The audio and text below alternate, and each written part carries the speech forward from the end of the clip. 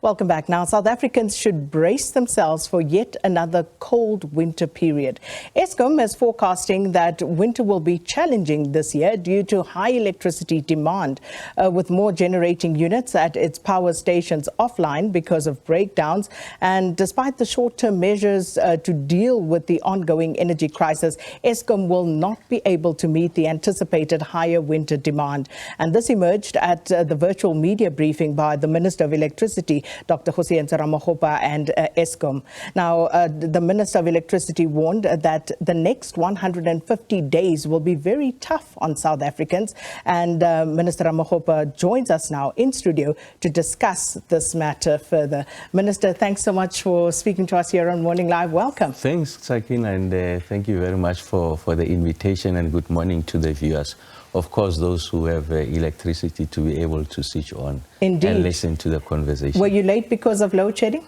Oh yes, just getting out of where I stay. I mean, when you commute in that traffic, the traffic lights are off. Yes, so I'm not immune to the frustrations, disappointment and anger of every South African. I can relate to that. Then I was listening to the feedback on the social media platform.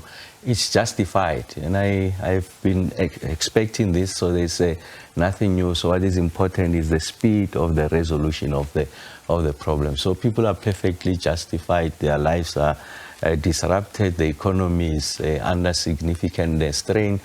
Just the other day, last week, I was in Gqeberha in Buffalo visiting the manufacturing plants, Mercedes, Isuzu and Volkswagen, and you can see that the projections are bleak. If you continue with higher stages of load shedding, unfortunately they can't be able to produce, they can't justify their existence to keep the plants open, and that is a direct translation to people's incomes, jobs, and if you like, the tax base and our ability to provide a broad flow of social infrastructure. So the point I'm making is that it's got implications across the lived experiences of each and every South African.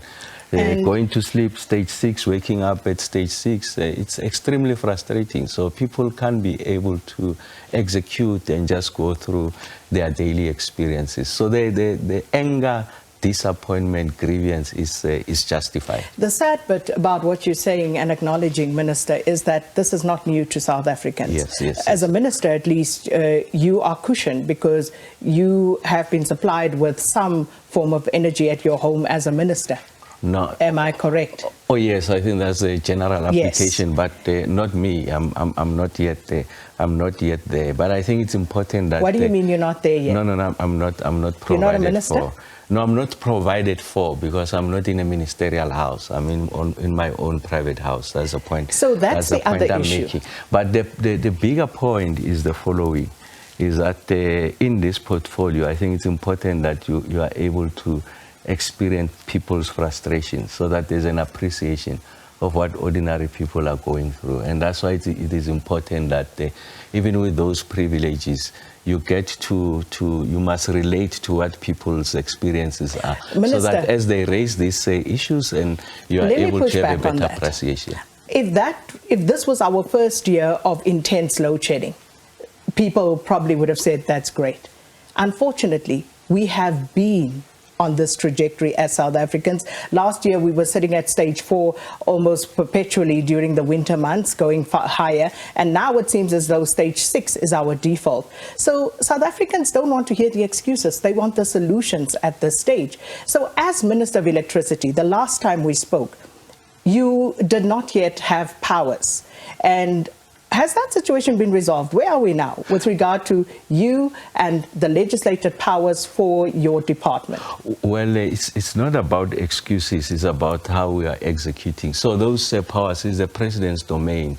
He'll make that pronouncement, and I'm confident that during the course of the week, he'll make that determination. But isn't it an urgent issue, Minister? It's an urgent issue, but even outside the president making that determination, I think there are things that we can do, and there are things that we are doing. What can you do without powers? That is important. Well, the first one is that we're getting an allocation to ensure that we are able to support financial demand-side intervention, so that we are able to make it possible for poor households to be able to access the technology that makes it possible for us to be able to remotely control or switch off some of these geysers at the time that they don't use them, so that we are able to reduce demand. But let's take it easy on that one, Minister, before you go to the second one. On that one, so you're looking for an allocation. An allocation of what? Yes, so it's not an allocation to the ministry.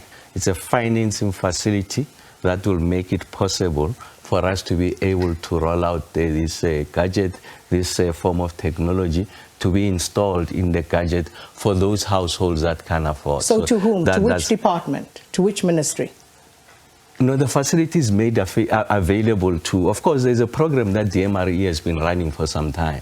So we're working on the back of that program to accelerate the rollout of our ability to be able to make it possible to remotely switch off some of these geysers so that we are able to reduce the demand side.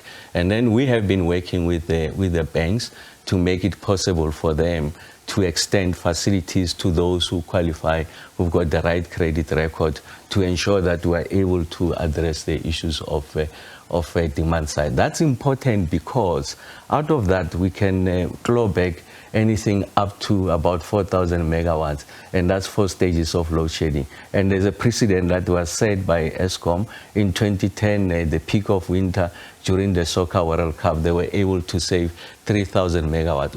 Why am I emphasizing this point? Is because it's the quickest and the cheapest way of ensuring that we are able to reduce demand so that you are able to attain that equilibrium of generation and supply. So I'm saying, as you wait for those powers, you don't just fold your arms, you do something to ensure that we are able to provide significant amount relief to households. But who's doing that, Minister? Because do you have a department? Do you have a budget? Or is this still being done by the other ministries? Yes, there is that level of coordination. Even if tomorrow, whenever the president makes that determination, so the Electricity Regulation Act, of course, there are a number of provisions there.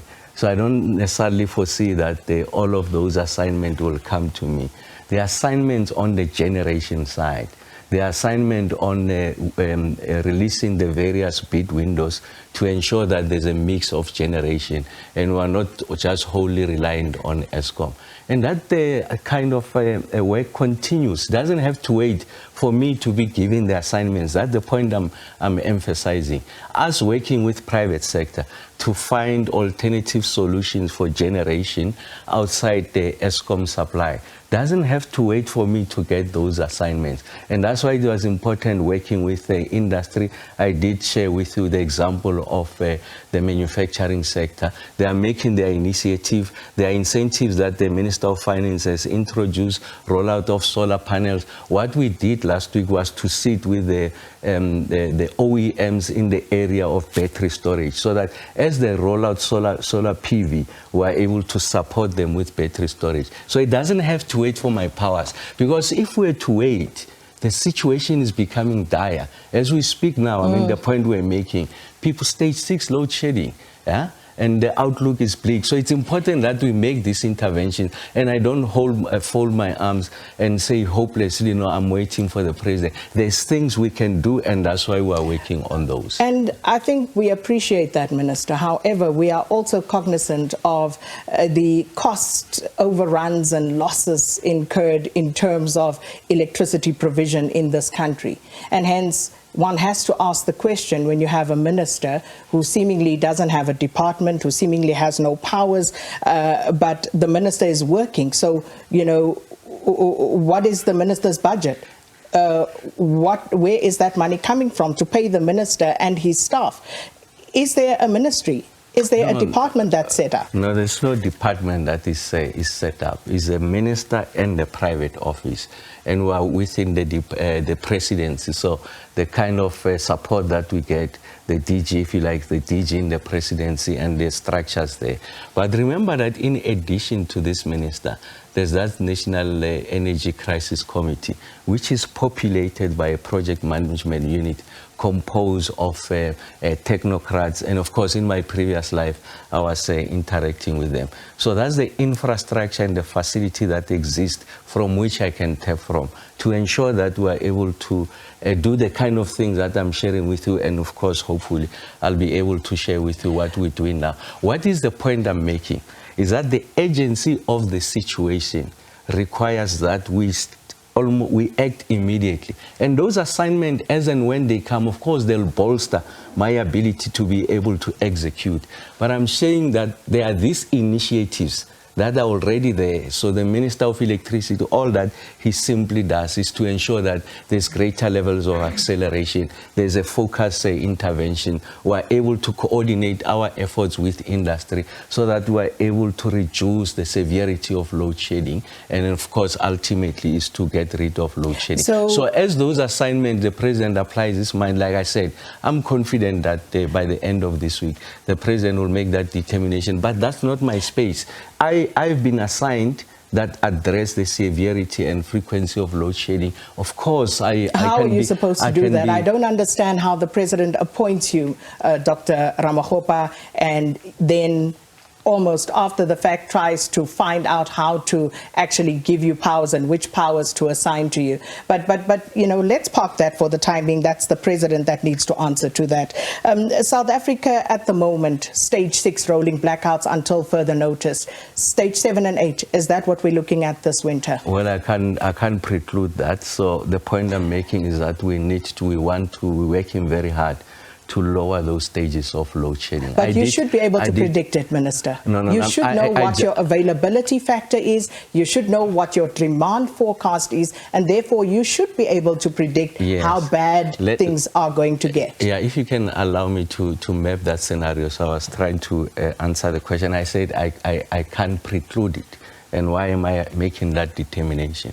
So Eskom does a winter outlook, and in terms of that, we are able to generate multiple scenarios. So the first scenario, which is the most optimistic scenario, is that your unplanned capability loss factor essentially is the unreliability of these units failing will be sitting at 15,000 megawatts. And the next scenario puts it at 16,000 megawatts. And the worst case scenario in terms of that projection puts it at 18,000 megawatts. And that if you are at the optimistic scenario, you'll be sitting anything between stage 4 and stage 5. And then as you go to the worst case scenario, then you are exceeding stage 6. So what is it that we have been doing, even outside these powers? Last week I was with our colleagues at Angerleg and Grootgeleg.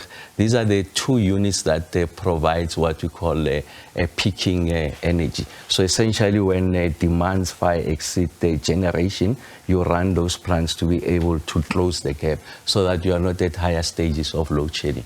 But of course, the issue with those two power stations and the peaking power stations is that then you must burn a lot of diesel.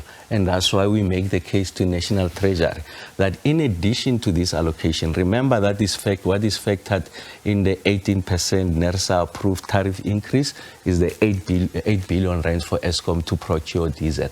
In the 254 billion rand fiscal support, there's a 22 billion rand that is built in there for Eskom to buy diesel. So put together is 30 billion rand. So in terms of this projection, you will see that they are going to exhaust it. It's not going to be sufficient for the year. And that's why this ministry then said, we are going to cabinet to say, we think that going forward, because of the inability of generation to meet the supply, to meet demand, we think that there has to be additional allocation to close the gap so that you relieve it from higher stages of load shedding. If we are not running those plants, as I'm speaking to you now, we should be at higher stages of load shedding. And that's why you need to engage them so that you bring it to stage 6 and even lower. Of course, the other factor that needs to be attended to is the units that keep on failing and tripping. So that's the point that I'm making, Sakina. And we haven't even hit the winter months as yet. Yes.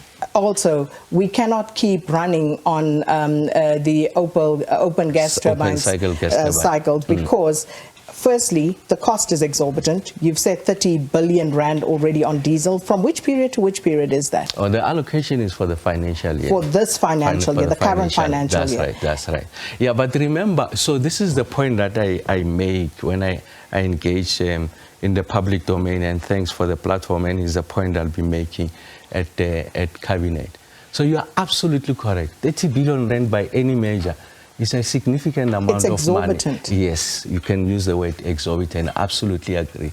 But ask the question, what is the cost to the South African economy with regards to higher stages of load shedding? Well, just imagine now. Should the South African economy have been here? Let me pause this conversation for a second as we go to the news at 8. Minister of Electricity, Dr. Kgosientsho Ramokgopa, our guest this morning, speaking, of course, about the electricity provision in South Africa, or the lack thereof, as some would like to point out. Well, thanks, Leanne, and thanks, Dr. Ramokgopa, for staying with us as we continue this conversation on South Africans possibly hoping to hear good news in terms of the situation improving, but by the looks of it, we are not there yet. You spoke about the installation of smart meters, in order to reduce demand. But if you look at what Stats SA is telling us, electricity generation decreased by 9.7% year-on-year in February. Electricity consumption decreased by 4.5% year-on-year in March 2023 because of the higher levels of load shedding. And then the seasonally adjusted electricity consumption decreased 1.3% in the first quarter of 2023. So the demand is decreasing, but generation is seemingly not improving too much. So what is going on? You are absolutely correct. I think our problem is on the generation side, because there's so much you can do on the demand side. So even with our best intentions and the performance on the demand side interventions, so as long as you are not able to improve generation, you won't succeed. I mean, you also in your news bulletin, you do make the point. The following two things are what is undermining our ability to meet the demand. The first one is the unreliability of these units. And my visits to the power stations were particularly telling, because I was able to understand in part what are some of the problems that are faced at the station level. So there's an issue about the speed with which you are able to procure parts as you take out units or as units fail. And that has to do with the procurement dispensation. And what have we done about it? So we've engaged with two of the major original equipment manufacturers in this country that account for close to 95% of the big units that are installed at the 14 coal-fired power stations, so that we are able to procure directly. So what is it that I'm putting before Cabinet? That National Treasury should allow that there should be direct procurement from the original equipment manufacturer, so that we are able to return units to service as quickly as possible. So as I speak to you now, Eskom has to go through the normal dispensation of going through their list of service providers, going out, the requirement that it has to be that transparent process. And we all know that whoever succeeds, they'll go to the original equipment manufacturer to procure that part, that component that is missing, and you are taking out their time. And as a result of that, you are unable to return the units into service at the time that you have promised. You do make the point in the news bulletin. Part of the reason why we are at stage 6 is because of what we call outage slips. That is your inability to return the unit at the time that you promise you will return them. As I speak to you now, that on average over the past week, because I received these stats, it's about 2,800 megawatts of units that have not been returned at the time that we promised to return them because of that procurement situation. So even without the powers, it's important that we draw on the legislative provisions to say that this is an emergency and Eskom should be allowed to do that. The second part, when I went to the power station, really, it's about the hemorrhaging of skills and experience over a period of time. So what have we done now? So we have agreed that it's important that working with the Eskom, and in particular the head of generation and the station managers, that were able to get these skills to come and assist the existing general manager. So it's not a motion of no confidence on them, but essentially is to say nothing replaces experience and expertise.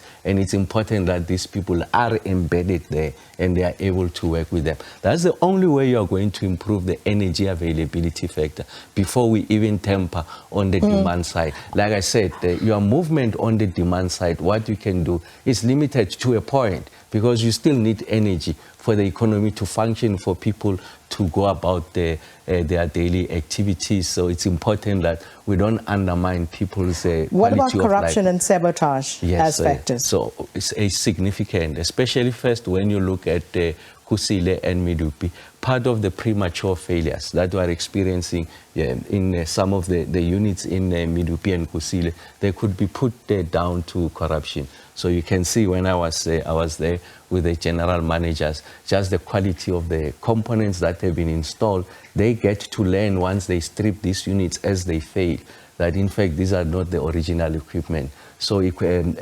component failure and fatigue.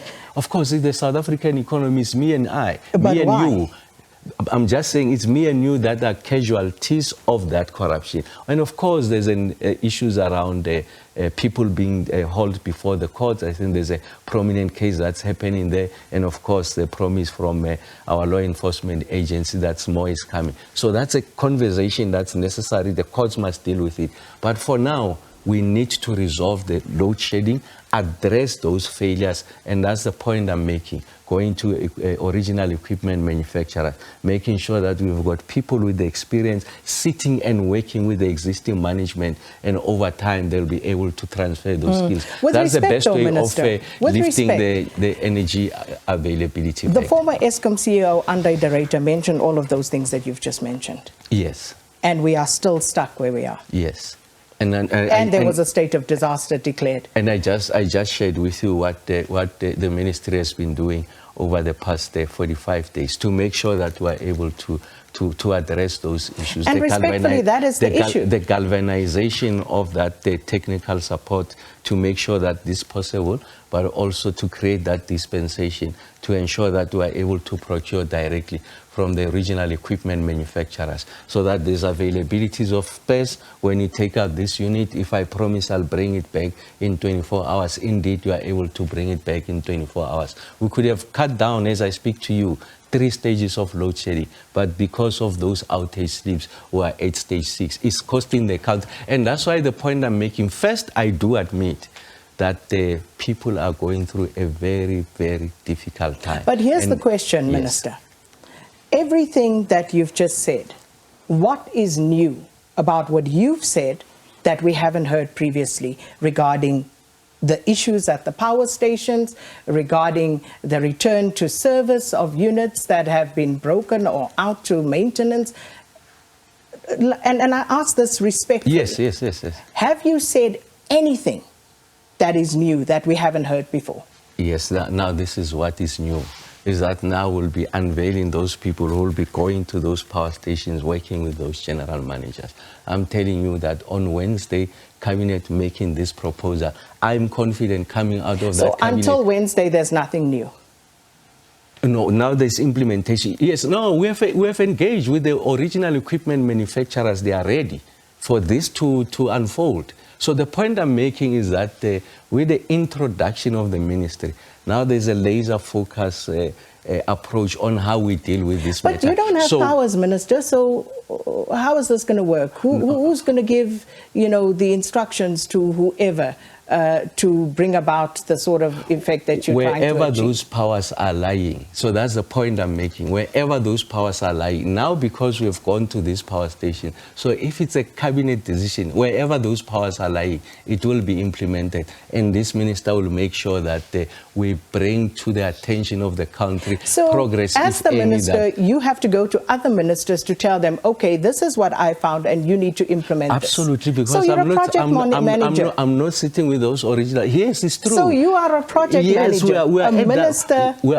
project manager. Because I'm not sitting with executive powers, but I'm saying that's not an excuse. I just shared with you what are the things that we have done, and engaging with those ministers says this is what ought to be done. Okay. And once those powers come, then I'm able to do it directly. But I'm saying that should not be an excuse. So the problem is here, is facing the South African economy and her people. So it's important that we make this intervention. The minister has gone out, come back with this feedback. So it's not a third-party report, if you like, a report that has been commissioned, just an appreciation of where we are. And we're saying that we need to make this intervention. So I'm saying, okay, I don't have to wait for those powers to be given. Ideally, yes, then I'll be moving with lightning speed to say this and that must happen. We but thought that was the idea while you were appointed. Yes, but I did say that there is a domain and the purview of the president. The president will make that determination. But we can't sit back when the economy is suffering. So as we wrap this up, the energy availability factor